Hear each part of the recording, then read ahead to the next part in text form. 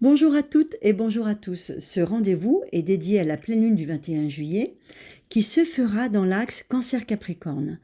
L'axe Cancer-Capricorne est relié à notre besoin d'amour, de vivre notre vie affective, Cancer, l'émotionnel, la sensibilité, le rapport à la famille, aux enfants, à l'amour, à la tendresse, et la lune dans le signe du Capricorne qui nous invite à redéfinir notre place au sein de la société.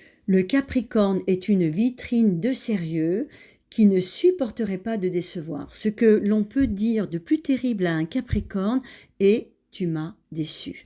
Le Capricorne le vit excessivement mal parce que il va tout faire pour que tout se passe bien, pour que les choses et les événements soient vécus de façon responsable. La pleine lune va faire la pleine lumière. Chaque pleine lune est une pleine lumière. Le soleil dans le signe du Cancer, d'ailleurs le soleil termine sa course dans le signe du Cancer, puisqu'il arrivera dans le signe du Lion le 22 juillet. La pleine lune met l'accent sur l'axe Cancer-Capricorne tout en annonçant l'arrivée du soleil dans le signe du Lion qui va nous mettre en contact direct avec notre besoin d'être valorisé, de rayonner depuis notre épicentre. Lorsqu'on est en phase de pleine lune, on peut basculer d'une tendance à une autre. C'est-à-dire, on peut être dans un émotionnel débordant, dans un besoin d'exprimer notre émotionnel, et tout d'un coup, en face, nous confronter à la fermeture du Capricorne. S'il y a trop d'émotions, trop de sensibilité, on peut littéralement se fermer pendant cette phase de pleine lune. La lune dans le signe du Capricorne peut nous mettre en relation avec notre hyper-exigence, et la lune nous demande de lâcher, d'être humain, justement, comme l'est le Cancer, en disant tu feras bien ce que tu peux, tu fais le maximum, mais tu ne pourras pas satisfaire tout le monde. La seule personne à ne jamais décevoir n'est autre que toi-même. Les écueils du Cancer sont directement liés à la vulnérabilité, la difficulté à grandir, la difficulté à tenir debout face à l'adversité. Si on me pousse, je dois tenir debout. Oser affronter, ne pas se laisser démonter et ne pas prendre non plus les choses trop à cœur. On appelle ça avoir de l'estomac. La problématique du Capricorne est de culpabiliser si les choses ne se passent pas bien et de porter même les responsabilités des autres. Le Capricorne est un signe avant tout responsable, mature, sage, honnête, prudent et silencieux. Lorsque le Cancer exprime ses émotions, le Capricorne, lui, se tait. Cette pleine lune va vraiment nous faire travailler cette capacité à lâcher avec l'émotionnel et peut-être aussi le fait de se sentir seul dans la vie. La lune en Capricorne, cette opposition entre la lune et le soleil, peut mettre en relief, en évidence, une solitude qui n'a que trop duré. Même si vous êtes entouré, vous pouvez vous sentir seul. La pleine lune met l'accent sur le domaine relationnel, le domaine immobilier, où est-ce que j'habite, est-ce que je suis bien dans mon lieu, est-ce que j'ai envie de le réaménager, de l'agrandir, de lui donner une nouvelle énergie. On a ce fameux nœud sud-balance qui vient accentuer le pôle relationnel. L'axe bélier-balance est dans l'axe relationnel justement. Qui suis-je et qu'est-ce que je peux apporter à l'autre? Mars qui vient d'arriver dans le signe du Gémeaux peut nous apporter à tous et à toutes beaucoup de sens espiègle, de souplesse et d'adaptabilité. Mars va nous aider à communiquer avec une certaine légèreté. Mars en conjonction avec Uranus, qui fait un aspect d'ouverture à la Lune, peut être excellent si vous cherchez une maison, si vous voulez déménager, si vous voulez restaurer un lieu, c'est le moment idéal. On peut remarquer aussi le transit de Vénus et de Mercure dans le signe du Lion. Vénus en Lion, c'est très beau. Vénus représente l'amour. Le lion représente le rayonnement. L'amour peut être solaire. Vénus en Lion nous invite à reprendre confiance en nous. Mercure en Lion nous invite à communiquer. Cette pleine lune pourrait malmener les natifs balances parce que la lune et le soleil sont en aspect tendu et les balances peuvent souffrir d'un manque d'équilibre dans leur vie relationnelle. Certains natifs balances peuvent faire le bilan de leur vie amoureuse et de l'idéal vers lequel ce natif aimerait aller. La balance est extrêmement idéaliste. Les balances ont été très malmenées par le transit de Pluton ces dernières années. Pluton s'en va, les natifs balances devraient retrouver un meilleur équilibre, plus de sérénité, beaucoup plus de sérénité. Comme le soleil va arriver dans le signe du lion, beaucoup de natifs balance vont se sentir soulagés. Il est possible que les dernières semaines aient été émotionnellement difficiles. Dans cette nouvelle lune, on voit aussi le transit de Jupiter dans le signe du Gémeaux. Jupiter en Gémeaux, c'est très très très bon pour tout ce qui est déplacement, pour tout ce qui est du domaine de la communication et des échanges. Et Jupiter est dans le domaine de l'étranger.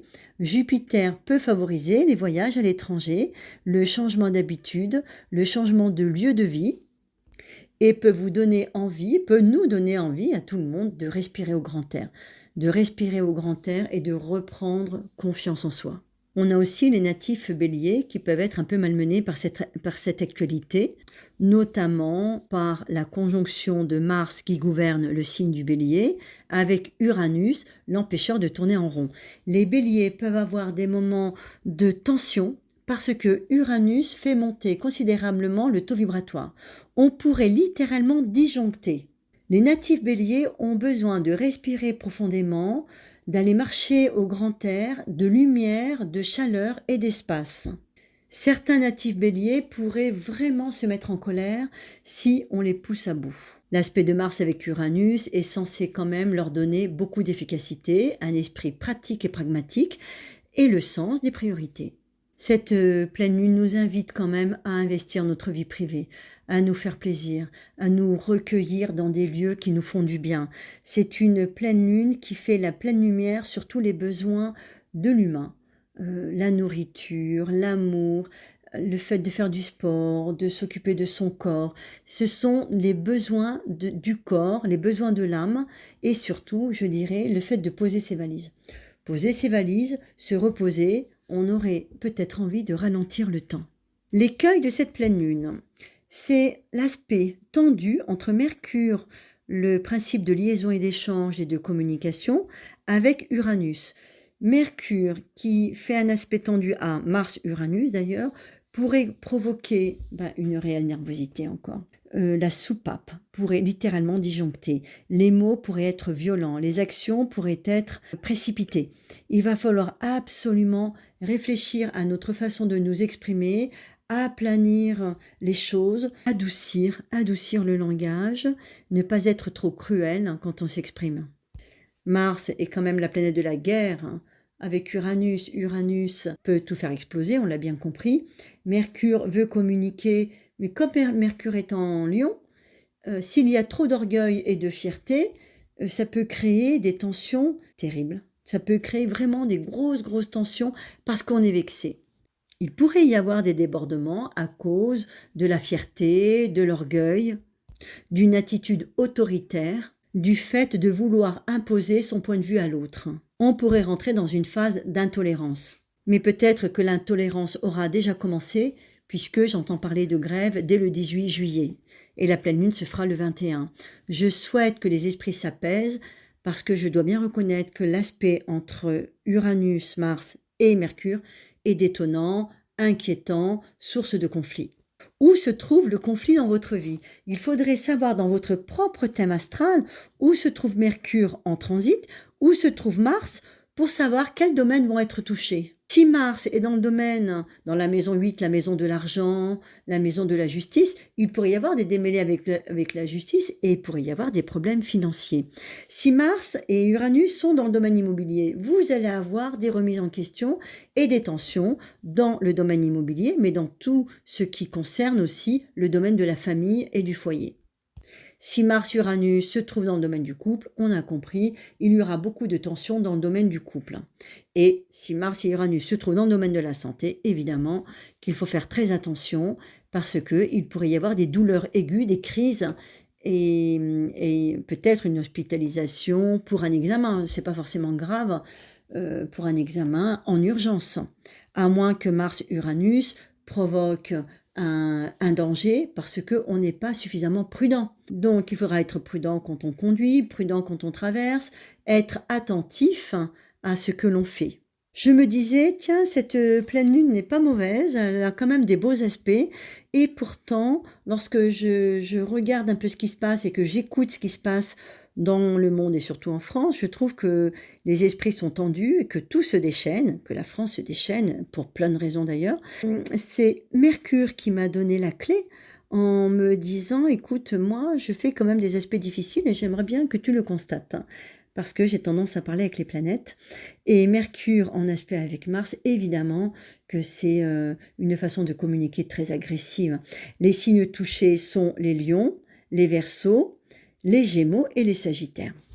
Si vous êtes Poisson, c'est compliqué parce que comme Saturne est dans le signe du Poisson, ça peut correspondre à une période de vague à l'âme, de difficulté à faire face aux événements et d'envie de tout lâcher. L'envie d'abandonner, d'arrêter de se battre et de mettre un peu les choses de côté, de se mettre au vert ou alors de vous blottir quelque part et puis qu'on vous laisse tranquille, qu'on vous laisse rêver, qu'on l'on vous parle de choses positives. Si vous êtes Taureau, ça fait plusieurs années que vous êtes sous l'injonction d'Uranus qui vous oblige à changer vos habitudes, à vous renouveler, à aller vers de nouveaux projets. Donc, on a envie de dire que les Taureaux ont une longueur d'avance. Les natifs Taureaux du dernier décan doivent être prudents parce que la conjonction Mars-Uranus, évidemment, peut bousculer beaucoup de domaines. Les natifs Gémeaux ne sont pas trop mal lotis puisque Jupiter vient leur prêter main forte. Jupiter est vraiment très très protecteur. Et les natifs Vierges sont aux premières loges de cet aspect tendu de Mercure. Donc la Vierge peut énormément cogiter. La Vierge, c'est un peu comme le hamster dans sa roue. Elle cogite, cogite, cogite. La Vierge moud du grain, au sens propre comme au figuré. Ce qui fait qu'on a cette image du mental qui ne cesse jamais de cogiter. Il faut nourrir le mental et de temps en temps avoir des activités manuelles pour que le mental puisse s'apaiser. Parce qu'autrement, on peut basculer dans ce qu'on appelle la Vierge folle. La Vierge folle, c'est lorsque Mercure fait des aspects tendus et qu'on est extrêmement, j'allais dire, pardon l'expression, bordélique. On en met de partout parce que on n'a plus l'esprit de synthèse et on est nerveux, donc on n'arrive pas à se centrer et à se recentrer. Mercure gouverne aussi le signe du Gémeaux, mais comme le signe du Gémeaux voit le transit de Jupiter, cher natif Gémeaux, vous êtes quand même protégé. Donc vous devriez moins subir les assauts de Mercure et être plus en retrait ou avoir cette capacité à prendre du recul, avoir la capacité à prendre du recul, à envisager un avenir différent, à vous projeter et à rester confiant quoi qu'il arrive. Neptune quitte le signe du Poisson pour arriver dans le signe du Bélier. Lorsque Neptune change de signe, ce sont souvent des périodes clés dans l'histoire. Neptune est une planète insidieuse. C'est la planète qui est à l'œuvre quand il y a des virus, quand il y a des attaques, quand il y a des menaces. Lorsque Neptune change de signe, il faut être bienveillant, il faut faire attention à ne pas aller dans des endroits où on sent qu'il y a du danger. Il faut éviter d'aller dans des endroits dangereux, surtout les béliers et les balances. Neptune en bélier pourrait provoquer chez les béliers une grande période de confusion et le besoin d'y voir plus clair. Neptune peut provoquer aussi une tendance très très accrue pour tout ce qui est spiritualité, chamanisme, énergétique. Les béliers pourraient avoir envie d'être formés en chamanisme, en astrologie, en tarot, en pendule, parce que Neptune va provoquer une capacité à vous brancher avec les énergies subtiles. Ce serait intéressant de voir ce que cette pleine lune va provoquer chez chacun et chacune, voir comment vous allez raisonner à la pleine lune. Certaines personnes ont beaucoup de difficultés lorsque la pleine lune arrive. Il faut savoir que 3 jours avant la pleine lune, on est en phase gibbeuse. Et cette phase gibbeuse de lune crée une grande tension énergétique. Ce qui explique que certaines personnes vivent très très mal la phase de pleine lune. Ou juste avant la phase de pleine lune. Le soleil en cancer, donc les cancers sont touchés par cette pleine lune, les capricornes, les béliers et les balances.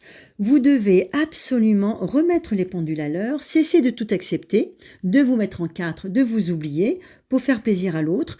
Vous devez exprimer ce que vous aimez, qui vous êtes et comment vous voulez vivre votre vie. Vous devez remettre un cadre et des limites et apprendre à dire stop. Certains, peut-être, y arrivent déjà parce que les planètes sont en aspect secouant depuis quelque temps et il est important de dire stop, de mettre un cadre et des limites, de ne pas tout accepter et de savoir comment on peut s'épanouir. Ce soleil dans le signe du Cancer, de toute façon, met l'accent sur le fait de cultiver les fleurs, de s'occuper des animaux, de faire un bon gâteau au chocolat, de cuisiner, de recevoir des gens qu'on aime et de passer du temps à refaire le monde avec les gens avec lesquels on se sent en affinité. Voilà, je vous donne rendez-vous très bientôt pour une autre actualité. J'ai décidé de me laisser porter par les sujets qui me tentent en ce moment. Dieu sait qu'il y en a beaucoup et il faut aussi que je fasse le tri.